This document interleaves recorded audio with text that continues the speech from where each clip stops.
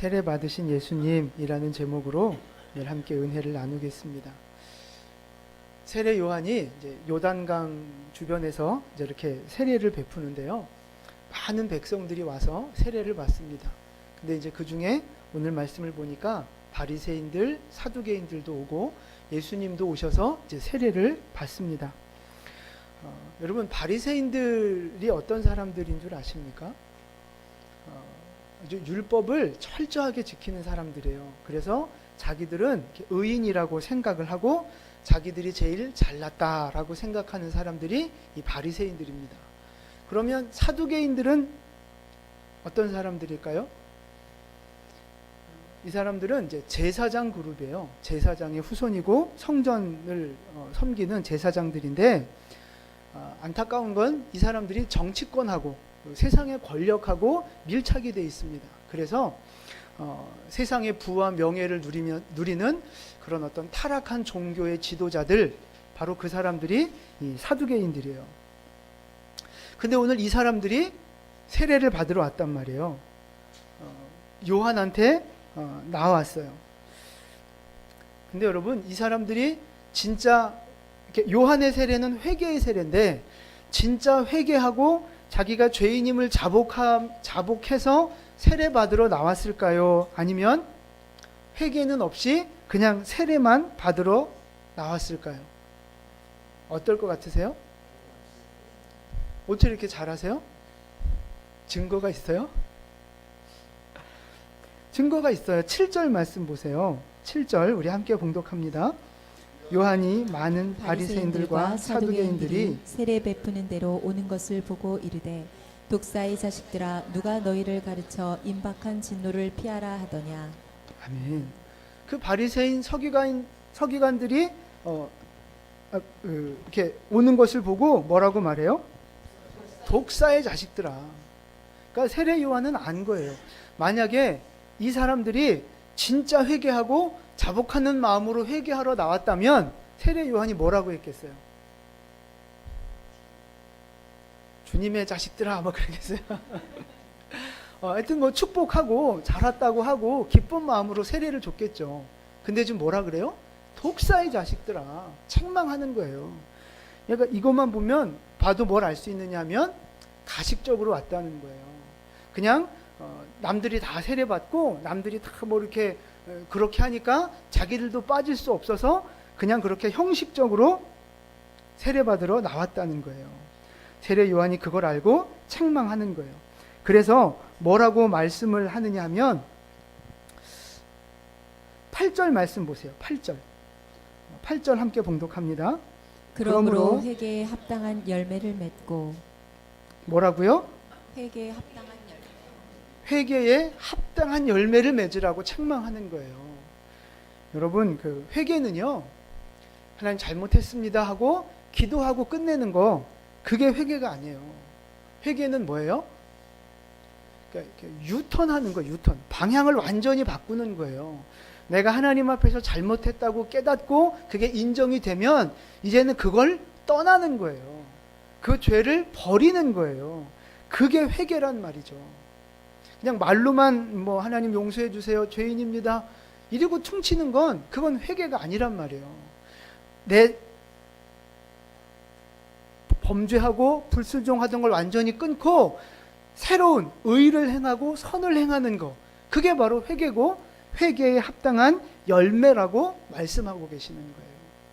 누가복음에 보면 세례 요한에게 세례 받으러 군인들이 오는데, 군인들에게 뭐라고 이렇게 세례 요한이 가르치느냐면, 너네 힘 있다고 사람들 거 억지로 착취하지 말아라. 힘 있다고 사람들 억압하지 말아라. 그렇게 가르쳐요. 또 세리들한테는 뭐라고, 그러니까 세례 받으러 나오는 세리들에게는 뭐라고 명령하느냐 하면, 정해진 세금만 받고 삥땅 치지 마라. 백성들 괴롭히지 말라. 그렇게 이야기를 하는 거예요. 그러니까 세례 받은 사람들에게 뭐라고 이렇게 이야기를 하는 거냐면, 선하게 살라는 거예요. 죄를 버리고 악한 행실을 그치고 법대로 살고 정직하게 살고 선하게 하나님의 사랑을 베풀며 올바르게 살아가라고 가르치고 계세요. 그게 바로 회개에 합당한 열매라고 하는 것입니다. 그러니까 여러분, 우리가 믿음의 생활을 하는데, 믿음 생활을 한다는 건 우리가 회개하고 죄인이라는 걸 인정했기 때문에 믿음 생활을 하는 거잖아요. 근데 이 믿음은 삶과 분리될 수 없는 거예요. 믿음과 삶은 같이 가야지 이게 따로따로 갈 수 없는 거라는 거죠. 그래서 내가 회개하고 주님을 믿었다면 뭐가 바뀌어야 돼요? 삶이 바뀌어야 되는 거예요. 말이 바뀌어야 되고 행동이 바뀌어야 되고 우리의 생각과 가치관이 바뀌어져야 한다는 거예요. 회개에 합당한 삶, 믿음에 합당한 삶, 그게 나타나야, 열매로 나타나야 한다는 것입니다. 오늘 세례 요한이 지금 그걸 가르치고 있어요. 세례는 받는데 열매가 없는 거죠. 하나님 앞에 나오긴 왔는데 진짜 믿음이 없고 진짜 회개가 없이 형식적으로만 나아온 거예요. 오늘 지금 그걸 책망하고 있는 것입니다. 여러분, 이 바리새인들, 사두개인들의 모습들이 오늘 우리에게도 있지 않느냐 살펴봐야 한다는 것입니다. 여러분, 지금 우리 다 예배 드리러 오셨잖아요. 말씀 들으러 왔고 하나님 앞에 나왔는데 잘 나오셨어요. 잘 나오신 건 맞는데 내 몸이 나온 것보다 더 중요한 게 뭐냐 하면 내가 진짜 예배자로 서 있는가 하는 것입니다. 내가 진짜 믿음으로 주님 앞에 서 있는가, 그게 중요하다는 거예요. 여러분 어떠세요? 진짜 믿음으로 하나님 앞에 오셨습니까? 진짜 예배자 되기 위해서 하나님 앞에 오셨습니까? 좀 찔려도 아멘 좀 하세요. 그래야 우리가 그렇게 좀 소망을 갖고 나아가죠. 내가 진짜 예배자로 살아가는지, 내가 진짜 예배를 드리는 사람인지 어떻게 알 수 있느냐 하면 열매를 보면 알 수 있어요. 열매가 있는가 없는가를 보고 우리는 알 수 있습니다. 회개하면 회개에 합당한 열매를 맺어야 하듯이 예배하는 사람은요, 예배에 합당한 열매가 있는지를 보면 된다는 거예요. 말씀을 듣고 그 말씀을 듣고 깨달은 대로 합당한 열매가 있는지를 봐야 하는 거예요. 내가 찬양의 은혜를 받고 기도로 결단한 이후에 그 삶의 변화가 있는지를 봐야 한다는 것입니다. 그 열매가 증거라는 거예요. 예배 안 빠지는 게 믿음의 증거가 아니고 삶이 변화되어지는 것이 믿음의 증거가 되어져야 한다는 것입니다. 예배 드리고 말씀도 듣고 찬양도 하고 기도도 하는데 변화가 없다면, 열매가 없다면 그게 바로 바리새인들이고 그게 바로 사두개인들이라는 거예요. 바리새인과 사두개인들, 그들을 향해 세례 요한이 뭐라고 책망합니까? 독사의 자식들아, 아주 강하게 비난하고 있거든요. 여러분, 우리도 마찬가지예요. 내가 예배를 드린다고 하고 교회 나온다고 하면서 내가 세상 사람들하고 똑같이 살아가고 이전의 모습에 변화가 없고 죄를 끊어버리고자 하는 노력들이 없다면 결국 우리가 오늘 그 바리새인들이라는 거예요. 결국 내가 그 독사의 자식들이 된다는 사실입니다. 근데 이 독사의 자식들 같은 이 바리새인들, 이 사두개인들이 오늘 무슨 생각을 하는가 보세요. 우리 9절 말씀입니다. 이 9절 함께 봉독합니다. 속으로 아브라함이 우리 조상이라고 생각하지 말라. 내가 너에게 이르노니 하나님이 능히 이 돌들로도 아브라함의 자손이 되게 하시리라. 아멘. 그러니까 이 사람들이 지금 속으로 무슨 생각을 하고 있는 거예요? 네, 나는 아브라함의 자손이다. 나는 선택받은 사람들이다. 나는 구원받은 사람들이다. 이렇게 지금 생각하고 있는 거예요. 이게 유대인들이 가지고 있는 보편적인 생각입니다. 선민사상이라 그래서 하나님이 우리를 선택하셨다는 거예요. 근데 오늘 세례 요한이 책망하는 건 그게 중요한 게 아니라 혈통적으로 유대인이냐, 육신적으로 아브라함의 후손이냐, 지금 그게 중요한 게 아니라는 거예요. 하나님은 돌을 갖고도 하나님의 백성들 얼마든지 만들 수 있다는 거예요. 그러니까 육신적인 자손, 혈통적인 자손, 그건 아무 의미가 없다는 거예요. 하나님 앞에서. 그럼 뭐가 중요한 거예요? 믿음대로 살아가는 삶, 회개에 합당한 열매를 맺는 삶, 그게 중요하다는 거예요. 말씀대로 살아내고 믿음으로 살아내고 거룩하게 살아가는 그러한 모습들이 중요하다고 하는 것입니다. 근데 열매가 없으면 어떻게 됩니까? 우리 10절 말씀이에요. 우리 3장 10절 함께 봉독합니다. 이미 도끼가 나무 뿌리에 놓였으니 좋은 열매를 맺지 아니하는 나무마다 찍혀 불에 던져지리라. 아멘. 도끼로 찍어서 버린다는 거예요. 지금 도끼가 나무 뿌리에 있다는 거예요. 놓여 있다는 거예요. 심판이 가깝다는 것입니다. 그래서 열매 없는 나무는 찍어 버리겠다고 말씀하고 계세요. 여러분, 사실 우리도 마찬가지예요. 우리가 속으로 무슨 생각하고 있습니까, 여러분? 어떤 생각하시면서 교회 나오십니까? 내가 교회를 몇 년 다녔는데, 내가 집사인데, 내가 권사인데, 육신적으로 보여지는 것, 그런 거 생각하고 있지 않습니까? 이 바리새인들이 내가 아브라함의 자손이라고 생각하듯이 내가 교회 다니고 있고 내가 집사고 내가 성경도 알고 세례도 받았고 내가 사명도 감당하고 있는데 그런 마음 가지고 내가 믿음이 있는 줄 착각하고 내가 뭔가 잘하고 있는 줄 오해하고 있는 모습들이 우리에게 있다는 거예요. 여러분, 교회 오래 다니고 집사, 권사, 장로, 목사 이 직분 받으면 뭐 합니까? 장로가 되면 뭐 하고 목회자가 되면 뭐 하냐는 거예요. 회개에 합당한 열매가 없고 예배에 합당한 열매가 없다면 소용없다는 거예요. 하나님이 도끼로 찍어 버리시겠다는 거예요. 성경 많이 알면 뭐 합니까? 성경 지식이 있고 많이 알면 뭐 해요? 실천하지 않는데 그 말씀대로 순종하지 않고 열매가 없는데 많이 아는 거, 몇 독한 거 그거 자체가 뭐가 중요하냐는 거예요. 순종이 없고 실천이 없으면 하나님이 도끼로 찍어 버리시겠다고 말씀하고 계십니다. 믿음에 합당한 열매가 없고 거룩한 삶이 따라가지 않는다면 하나님 앞에서는 쓸데없는 거라는 거죠. 사랑하는 성도 여러분, 우리는 사람들 앞에서 나를 포장할 수 있어요. 의로운 사람으로, 믿음 좋은 사람으로 스스로를 포장하며 살아갈 수 있습니다. 그런데 하나님은 우리의 중심을 보시는 분이에요.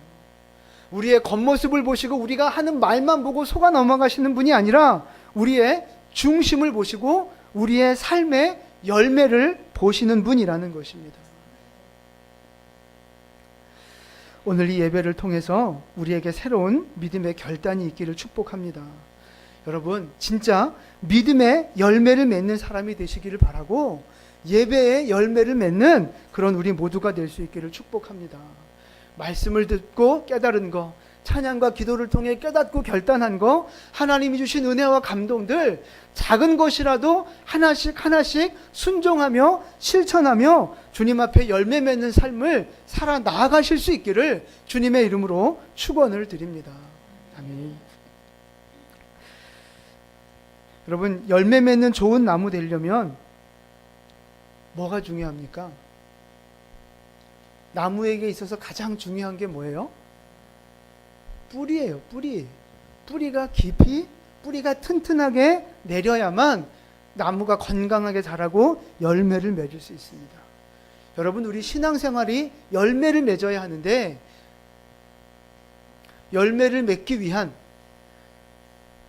그 뿌리가 뭘까요? 신앙생활에서 뿌리와 같은 게 뭐예요? 네, 그게 바로 말씀이고 예배고 기도예요. 이 세 가지가 사실은 가장 중요한 거예요. 하나님을 예배하고 하나님 말씀을 묵상하고 하나님 앞에 무릎 꿇어 기도하는 거, 이게 우리 신앙생활의 뿌리와 같은 거예요. 뿌리와 같은 거. 그래서 여러분, 주일을 잘 지키셔야 돼요. 주일 예배 잘 드리셔야 되고요. 주일 예배로 끝내지 마시고 수요 예배 나오시고, 할 수 있으면 새벽에도 나오시고, 저녁 기도회 있으면 나오시고 하나님 앞에 나오셔야 돼요. 이게 뿌리 내리는 작업입니다. 말씀 우리가 통독하고 묵상하고 암송하는 거 훈련하고 있는데 이것도 다 마찬가지예요. 이게 뿌리 내리는 훈련이에요. 뿌리 없이 어떻게 열매 맺을 수 있어요? 뿌리 없이 열매 없고 열매 없으면 축복이 없는 거예요. 여러분, 말씀에 도전하시고 기도의 자리에 나오고 예배 자리에 나오는 거 결단하시고 도전하시기를 바라요. 이 뿌리가 있어야 우리가 축복의 삶을 누리고 하나님 앞에 쓰임받는 진짜 영광의 삶을 살아갈 수 있게 되는 것입니다. 제가 그런 생각이 들었어요. 제가 이제 성도님들에게 이제 설교로도 그렇고 권면, 이렇게 개인적으로도 그렇고 여러 가지 권면의 말씀을 드립니다. 교회의 비전과 교회에서 이런저런 훈련에 대한 안내도 말씀을 드리잖아요. 근데 목사가 성도들에게 이렇게 권하는 말씀, 하나님의 말씀을 바탕으로 권해드리는 말씀을 안 따라간단 말이에요. 교회의 어떤 비전이나 훈련이나 사역이나 이런 걸 안 따라간단 말이에요. 목사 말도 안 듣고 교회 비전에도 안 따라가면서 과연 이분이 하나님의 말씀에는 순종하며 하나님 앞에 믿음으로는 살아갈까? 여러분, 그게 말이 된다고 생각하세요? 제가 아무리 묵상해봐도 그건 안 되는 거예요. 목사 말도 안 듣고 교회 비전과 훈련을 소홀히 하면서 나는 그래도 믿음으로 살 수 있어? 나는 그래도 내가 잘할 수 있어? 그게 말이 돼요? 안 되는 거예요, 여러분. 교회에서 여러분들에게 권해드리는 말씀들, 훈련들, 이게 다 뿌리 내리게 하는 훈련이거든요. 뿌리 내려야 열매 맺고 하나님의 칭찬과 복을 받으니까. 저는 여러분이 주일 예배 잘 드리는 거 참, 안 빠지는 거 참 감사하고 축복합니다. 근데 여기에서만 머무르기를 원치 않아요.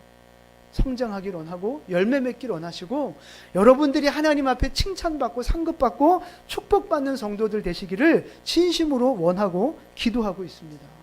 여러분, 뿌리 내리는 이 일에 예배드리고 기도하고 말씀을 묵상하는 이 일에 힘쓰셔서 이 바리새인들처럼 이 사두개인들처럼 그냥 껍데기만 신앙생활하는 이 종교의식에만 치중하는 그런 껍데기 독사의 자식 같은 신앙생활 하지 마시고 하나님 앞에 칭찬받는 하나님의 복을 누리는 그런 진짜 복된 성도들로 우리 모두 성장해 갈 수 있기를 주님의 이름으로 축원을 드립니다. 아멘. 이렇게 아멘 하셨으니까 이제 한 걸음 한 걸음 정말 여러분 순종하시고 결단하시고 도전하실 수 있기를 주님의 이름으로 축원을 드립니다. 아멘.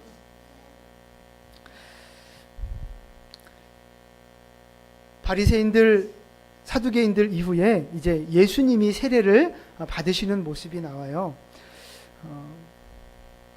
예수님이 세례를 받으시는데 여러분 요한이 주는 이 세례는 무슨 세례라 그랬어요? 물 세례죠. 물 세례인데 뭐 해야 받아요? 회개해야 받는 거예요. 그래서 요한의 세례는 회개의 세례라 이렇게 말하거든요. 죄 있는 사람이 회개하고 받는 세례가 요한의 세례예요. 그런데 예수님은 죄가 있어요, 없어요? 없어요.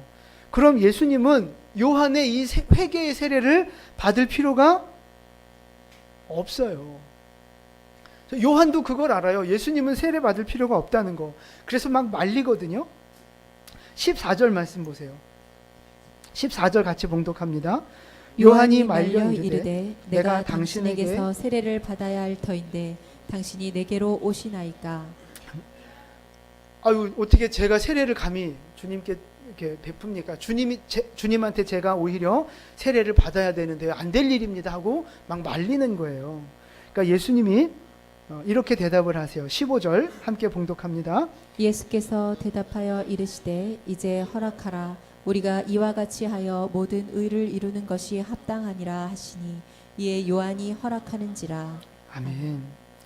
예수님이 뭐라 그래요? 허락하라는 거예요. 모든 의를 이루는 것이라는 거예요. 그러니까 이게 하나님의 뜻이라는 거죠. 죄 없으신 예수님이 세례 받는 거, 이게 바로 하나님의 뜻이라는 거예요. 도대체 무슨 뜻일까? 죄 없으신 예수님이 왜 죄인들이 받는 세례를 받으셔야 할까? 거기 과연 무슨 뜻이 있을까? 우리 두 가지만 좀 살펴보려고 합니다. 첫 번째는요, 예수님이 죄 없으신데 이 죄인의 세례를 받으신 이유는요, 예수님 개인의 사적인 생활을 마무리하시고 공적인 생애, 메시아로의 사역을 시작하는 출발이 되기 때문에 그렇습니다. 요한복음 1장에 이런 말씀이 있어요. 요한복음 1장 31절 말씀. 나도 그를 알지 못하였으나 내가 와서 물로 세례를 베푸는 것은 그를 이스라엘에 나타내려 함이라 하니라. 아멘. 세례 요한이 하는 말이거든요. 나도 원래는 예수님 잘 몰랐다는 거예요. 그런데 세례를 통해서 예수님이 드러나게 하신다고 하나님이 말씀하셔서 내가 예수님 세례 주고 그때 깨달았다는 얘기를 하는 거예요. 예수님이 세례 받으실 때 어떤 일이 벌어집니까? 오늘 우리가 읽은 본문에서 어떤 일들이 벌어져요? 하늘이 열리고, 비둘기가 내려온 게 아니고 성령님이 비둘기처럼 임하신 거예요. 그리고 그쵸, 하나님이 직접 말씀하시는 거예요. 이는 내 사랑하는 아들이고 기뻐하는 자라고 하나님이 직접 말씀해 주세요. 그러니까 예수님이 세례 받으시는 이 사건에 지금 성부, 성자, 성령 하나님이 다 함께 계시는 거예요. 그러면서 예수님이 메시아라는 것을 증명하시고 인정해 주시는 거예요. 그러면서 이제 예수님의 공적인 공생애가 시작이 되는 것입니다. 그러니까 예수님이 세례 받으시기 전에는 어떻게 사셨을까요? 집에서 목수일하고 집안 살림 도와드리고 엄마 아빠한테 효도하면서 그렇게 인간의 삶을 성실하게 살아가셨어요. 그런데 이제 오늘 딱 세례 받으시면서 사생활을 접으시고 공적인 삶, 메시아의 삶을 시작하셨다는 것입니다. 세례가 바로 그 기점이 됐다는 거예요. 여러분, 우리가 세례 받는 것도 마찬가지입니다. 세례가 뭡니까? 세례의 의미가 뭐예요? 살기 전에 뭐가 먼저 가야 되죠? 죽어야 되는 거예요. 내가 먼저 죽는 거예요. 그리고 예수로 다시 사는 겁니다. 육적인 옛사람이 죽고 영적인 새 사람으로 다시 살아나는 거, 나를 버리고 예수를 덧입어 살아가는 거, 그게 바로 세례의 의미잖아요. 그러니까 세례 받은 사람은 어떻게 살아야 돼요? 내 개인적인 사생활, 이걸 넘어서서 공적인 인생을 새롭게 출발해야 하는 거, 그게 바로 세례라는 거예요. 나를 위한 인생에서 하나님의 자녀로 살아가는 거, 사명자로 살아가는 거, 세례 받은 사람은 그렇게 살아야 한다는 거예요. 이 땅의 것을 초월해서 육신적인 것, 내 정욕, 내 혈기, 내 욕심, 이런 걸 이제 다 내어버리고 십자가를 지고 주님의 말씀에 순종하며 사명자의 길을 걸어가는 거, 세례받은 사람은 그런 공적인 인생을 이제 살아가야 한다는 사실입니다. 여러분은 지금 사생활을 살고 계십니까? 공생애를 살고 계십니까? 나를 위한 인생, 즐기는 인생 살아가고 계십니까? 아니면 하나님 주신 사명과 비전을 향해 살고 계십니까? 세례받은 여러분, 예수님을 나의 주인으로 고백하는 여러분, 이 땅에 축복에 얽매이고 내 인생의 문제에 얽매여 살고 계십니까? 아니면 하늘과 천국을 소망하며 사명자로 살아가고 계십니까? 간절히 바라기는 여러분 이제 사생활을 접으시고 사생활을 초월하셔서 공생애를 살아가는 사명자를 살아가는 여러분 되시기를 축복합니다. 이제 인간 오흥일로 살아가는 것이 아니고 인간 민순주로 살아가는 것이 아니고 하나님의 자녀 민순주로 그렇게 살아가셔야 하는 거예요. 이제 인간 오흥일은 죽고 하나님의 일꾼, 하나님의 사명자 오흥일로 그렇게 살아가야 하는 것입니다. 우리 모두가 그렇게 살아가셔야 하는 거예요. 우리의 남은 삶이 하나님 나라를 위한 공생애를 살아갈 수 있기를 주님의 이름으로 축원을 드립니다. 이제는 우리가 교회를 섬기고 영혼을 섬기는 그런 사명자로 살아갈 수 있기를 축복합니다. 여러분, 내 개인의 생활에 너무 얽매이지 마시고 교회를 세우는 일에, 하나님 주신 사명을 감당하는 일에, 영혼을 섬기고 하나님 나라를 세워가는 그 일에 헌신하는 여러분 되시기를 주님의 이름으로 축원을 드립니다.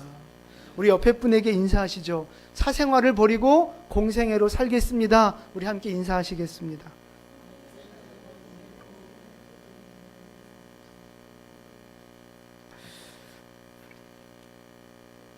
예수님이 의인이지만 죄인의 세례를 받으신 두 번째 이유는요, 죄인하고 똑같이 되기 위해서 이 세례를 받으셨어요.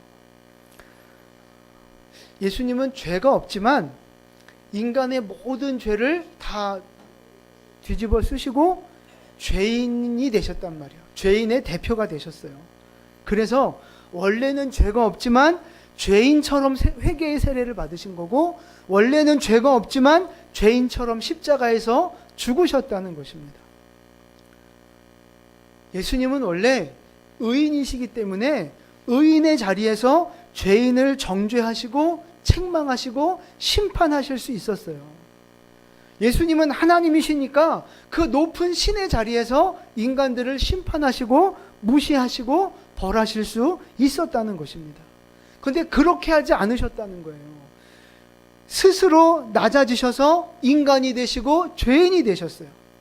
그래서 그 죄인들을 비난하고 정죄하는 대신에 오히려 그 죄인을 살리는, 죄인을 위해 세례받으시고 죄인을 구원하는 그런 사명자로 살아가셨다는 것입니다. 그게 바로 예수님의 겸손이고 하나님 뜻에 복종하시는 믿음이었다는 거예요. 죄가 없으면서도 죄인을 구원하기 위해 스스로 죄인이 되신 예수님, 그 예수님의 모습이 오늘 우리의 모습이 되어야 한다는 것입니다. 여러분 주변에 죄인이 있어요, 없어요? 있잖아요. 아주 대역죄인들이 옆에 있지 않습니까? 네, 집에도 나쁜 놈이 있고, 네, 우리 교회 와도 나쁜 놈들이 막 보이잖아요. 죄인들이 보인단 말이에요. 근데 여러분, 그 죄인들을 보면 여러분 어떤 생각이 드십니까?